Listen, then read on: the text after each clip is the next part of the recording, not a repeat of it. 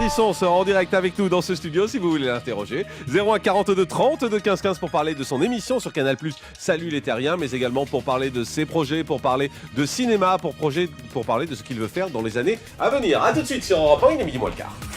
Comment ça va? Bien et toi? Dis donc, ça a bien marché le jour sur Direct Hit là. T'as vu? Et l'autre fou là, Michael Van Dyke. Et t'as vu depuis, on voit partout. C'est la première fois qu'on l'a sorti, c'est la première fois. Il fait toutes les émissions.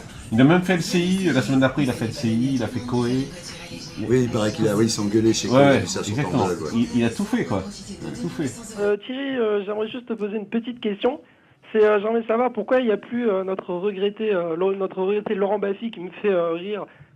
Bah parce que si tu veux, voilà, c'est ce que je disais tout à l'heure, c'est-à-dire que moi en fait... Nouvelle époque. Oui, en ce moment je suis en train de visionner toutes les grandes interviews, tout le monde en parle, puisqu'on fait le tome 2 de Confession d'un baby boomer. J'étais vraiment un mec très straight, et parce qu'il y avait Baffy qui faisait les vannes. Donc moi je faisais un boulot, c'était Pipo et Mario au fond de la télévision, il y avait le clown blanc et l'autre. Grand classique de la télévision. Grand classique de la télévision, donc lui il faisait les conneries, et moi je faisais des trucs sérieux.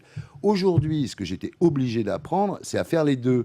Et c'est pour ça que je dis que j'ai progressé en tant qu'animateur, parce que je pose une question très sérieuse, puis 30 secondes après, il y a une vanne, et j'essaie, alors je suis pas aussi drôle que Baffy, mais j'ai des auteurs. Merci beaucoup d'avoir été avec nous, Thierry, sur Europe 1. On vous retrouve sur Canal+, chaque samedi à 19h20 dans Salut les Terriens. Merci à toi.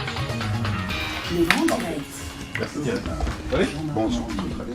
Bon, allez, ma poule. Merci. De toute façon, tu sais que je te le répète à chaque fois, mais sans ton blog, il n'existerait pas. Bon, salut ma chérie. Il y a une vraie tendresse avec Jean-Marc Morandini.